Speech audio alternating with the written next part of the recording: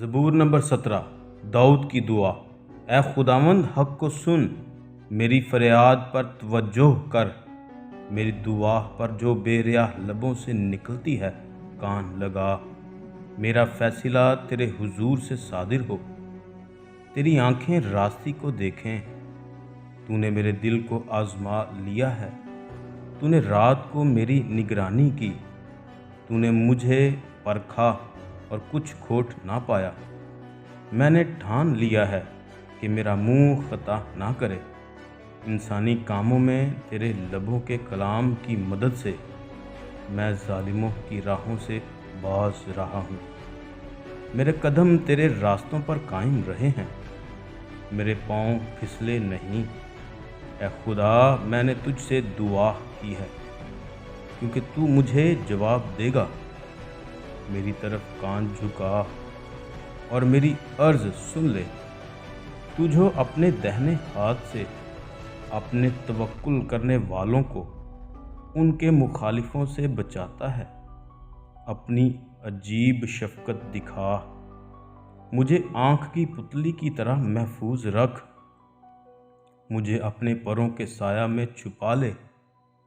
ان شریروں سے جو مجھ پر ظلم کرتے ہیں، میرے جانی دشمنوں سے جو مجھے گھیرے ہوئے ہیں، انہوں نے اپنے دل کو سخت کیا ہے، وہ اپنے منہ سے بڑا بول بولتے ہیں۔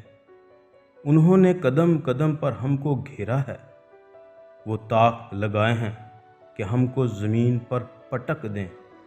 وہ اس ببر کی مانند ہے جو پھاڑنے پر حریص ہو، وہ گویا جوان ببر ہے جو پوشیدہ جگہوں میں دبکا ہوا ہے۔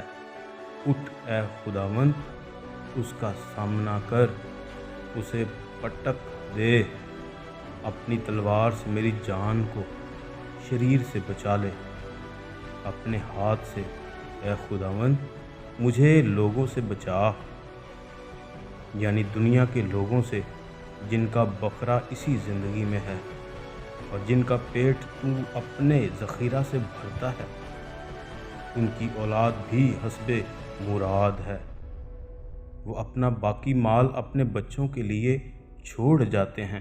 پر میں تو صداقت میں تیرا دیدار حاصل کروں گا، میں جب جاگوں گا تو تیری شباہت سے سیر ہوں گا۔ خداوند کے پاک کلام کے پڑھے سنے جانے پر خداوند کی برکت ہو۔